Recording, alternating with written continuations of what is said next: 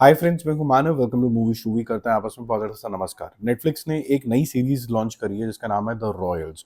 इसके अंदर बहुत सारे कलाकार हैं। एक तो बहुत ज़्यादा टैलेंटेड है ईशान खट्टर, तो उसको साइड में करते हैं। भूमि पटनेकर का भी यहाँ पर ठीक ठाक काम है। पहले मैं एक्टर्स की बता देता हूँ। चिंकी पांडे का भी छोटा सा रोल है। मिलन सोमन का इफेक्टिव रोल है यहाँ पर मैं बोलूँगा।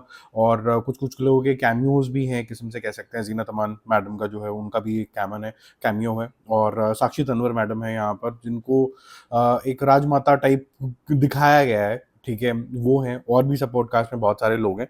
लेकिन मैं ये बोलूंगा कि इस रॉयल्स को देखने के बाद आपके मन में सबसे पहले ये सवाल आएगा कि जब रॉयल्स की बात करी जाती है तो क्या वो इतना ज़्यादा अलग हो जाता है, एलियनेट हो जाता है कि आप बोलोगे कि यार ये तो बात समझ में ही नहीं आ रही, ये तो बात बिल्कुल अलग हो गई है।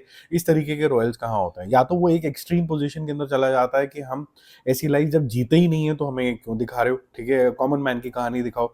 या फिर ऐसा हो जाता है कि यहाँ पर रॉयल्स को बिल्कुल उल्लू दिखाया जाता है कि बस ब्रैश हैं, अपनी पावर का मिसयूज करते हैं, और जो भी इन्होंने पैसा कमाया होगा वो बाप दादा कमा के चले गए और अब तो सिर्फ उजाड़ने के लिए पैदा हुए हैं। तो क्या ये सीरीज जो है बैलेंस बना पाती है कि नहीं बना पाती है, सबसे इंपॉर्टेंट मैटर हो जाता है वो।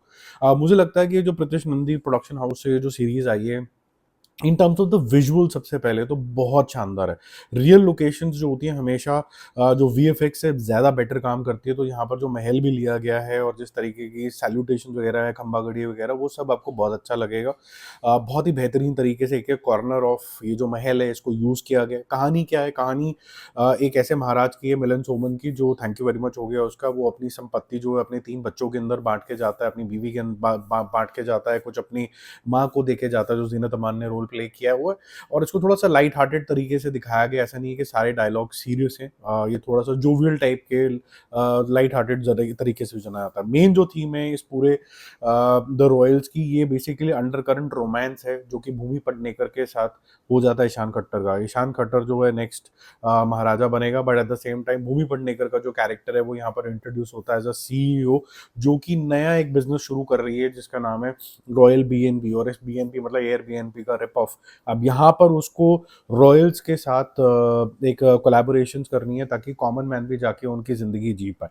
तो क्या ये इसको हाँ बोलेंगे कि नहीं बोलेंगे? क्या इनकी अपनी पर्सनल प्रॉब्लम्स है? क्या इनकी इतनी संपत्ति है कि नहीं है जो ये मैनेज कर पाएंगे नहीं कर पाएंगे? वो आपको ट्रेलर से समझ में आया होगा कि इनके अपने इश्यूज चल रहे हैं, इनको अपनी ये संपत्ति प्रोटेक्ट करनी है। तो ये हैंडशेक तो होगा, बट ये हैंडशेक 8 एपिसोड तक खिंचता चला जाता है कि किस तरीके से हर एक इंडिविजुअल पे ध्यान दिया जाता है कि जो इसके जो भाई है ईशान खट्टर का, या फिर उसकी बहन है, या फिर उसकी मदर है। कई सारे राज हैं, इनफैक्ट मिलन सोमन के भी बड़े सारे राज हैं। ये धीरे धीरे हर एक एपिसोड के अंदर निकल के आते रहते हैं।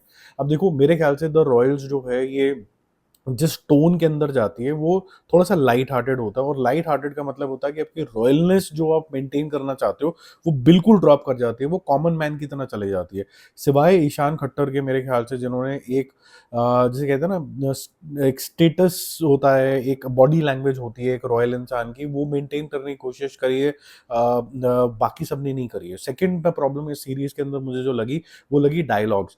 जिस तरीके का एक अंदाज होना चाहिए एक रॉयल इंसान को, वो पता चल जाता है कि ये एक रॉयल फैमिली से है। उनके चॉइस ऑफ वर्ड्स उस तरीके के होंगे, वो जिस तरीके का मजाक करेंगे वो होगा, वो हो जाता है। तीसरी इसके अंदर कमी ये है कि रॉयल्स का मतलब बुद्धू बेवकूफ बिल्कुल भी नहीं होता है। इसका मतलब ये नहीं होता है कि वो बस संपत्ति जो है उड़ाने की कोशिश करते हैं। ये बड़ा क्लीशे टाइप का दिखा दिया है कि एक जना जो है वो मॉडलिंग करता रहता है, एक जना जो है उसको किसी और चीज़ में फूड के अंदर इंटरेस्ट है, एक जो है वो बस बॉयफ्रेंड ही बनाती रहती है।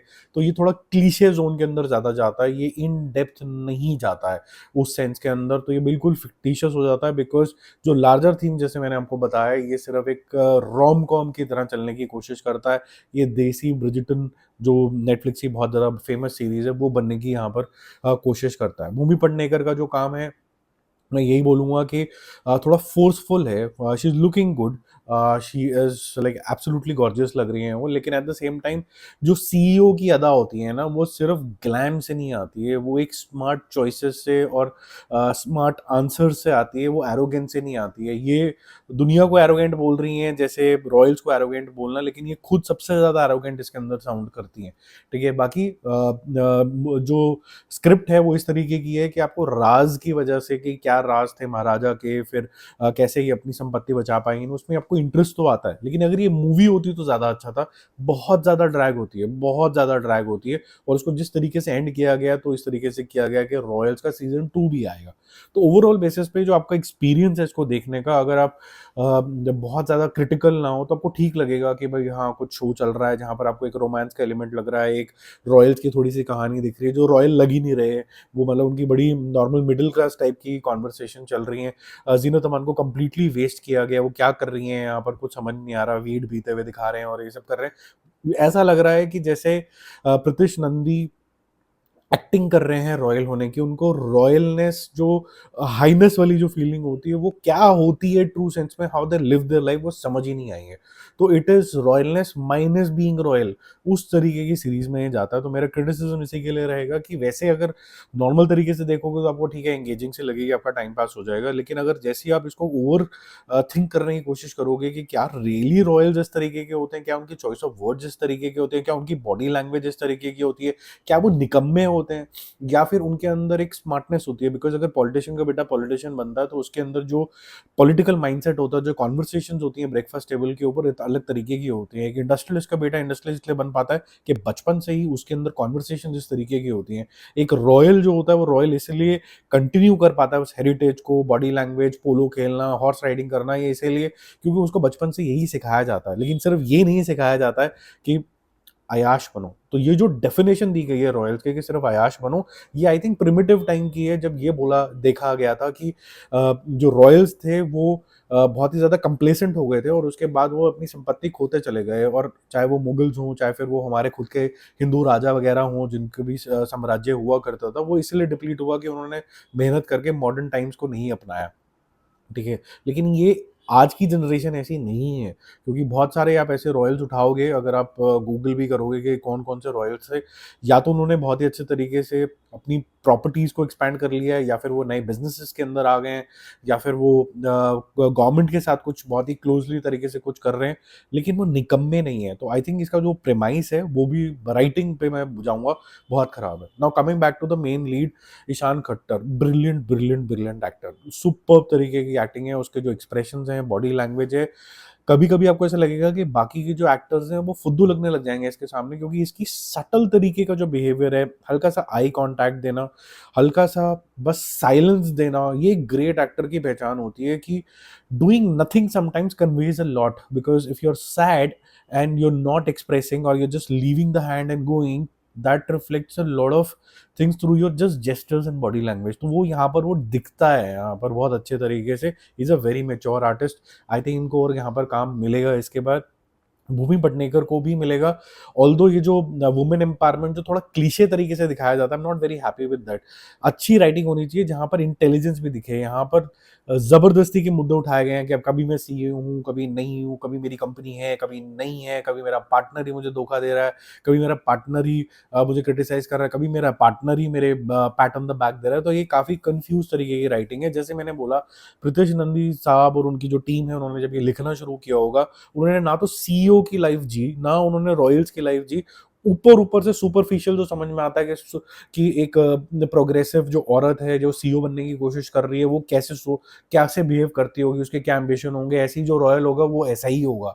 तो वो ऐसा ही होगा के चक्कर में जो स्क्रिप्ट है, वो ऐसे ही हो गई और जिसमें डेप्थ नहीं आ पाई। हालाँकि इसके अंदर पोटेंशियल था, क्योंकि ऑन द पेपर अगर आप 2 लाइनों में सुनोगे कि ऐसा महाराजा है जिसके बड़े सारे सीक्रेट हैं, वो अपने बच्चों को ये देता है। बच्चे आपस में लड़ तो नहीं रहे हैं, लेकिन अपनी संपत्ति को कैसे बचाएँगे और उसके अलग-अलग राज़ जो हैं, एक-एक एम्बिशन जो है बच्चों का, वो धीरे-धीरे रिलीज़ होगा। एक सस्पिशियस कैरेक्टर मॉरिस का भी ऐड हो जाएगा। वो क्या है कैरेक्टर, कहाँ से आया वो, ये सारी चीज़ें जो हैं ऑन पेपर तो ठीक लग रही होंगी, लेकिन मुद्दे की बात ये है कि इसका एग्ज़ीक्यूशन जो है, beyond the visuals which are very good, beyond acting by 1 और 2 पीपल, थोड़ा-सा कमज़ोर पड़ गई राइटिंग। ये मूवी होनी चाहिए थी, ये वेब सीरीज़ नहीं होनी चाहिए थी। मेरा मूवी-शूवी स्कोर इसके लिए ज़्यादा क्रिटिकल नहीं रहेगा, क्योंकि ठीक-ठाक एंगेजिंग है ये, इतनी बुरी नहीं है। लेकिन अगर आप डीपर, जैसे मैंने बोला, नुक्स निकालने के लिए ही, क्रिटिकल होने के लिए सोचोगे, तो आपको लगेगा काफ़ी सारी चीज़ें इन्होंने मिस कर दी, डीपर थिंकिंग नहीं करी है। तो मैं 2.5 स्टार दूँगा इसको। हालाँकि जो ओवर क्रिटिकल होंगे लोग, वो इसको 2 स्टार देंगे, और जो लोग बोलेंगे यार इतना नहीं सोचने का है, तो वो शायद अपने दिमाग में 3 दे रहे होंगे कि जो रॉयल्टी अभी तक हमें दिखाई गई है वो बहुत ही ज़्यादा सुपरफिशियल थी, ये इतना सुपरफिशियल नहीं है क्योंकि इसकी एक विन भी है। एक विन ये है कि जो रॉयल्स हैं वो ह्यूमन्स हैं, अल्टीमेटली वो भी कॉमनर कैसे बन जाते हैं वो एक इम्पॉर्टेंट मैटर हो जाता है, और वो जो कॉमनर बनते हुए लोगों को, कॉमन मैन को वो जीत फील होनी शुरू हो जाती है, वो यहाँ पर होती है। तो वो एक प्लस पॉइंट है। बाकी हम जल्दी मिलेंगे और रिव्यूज़ और अपडेट का, स्टे कनेक्टेड, बाय बाय।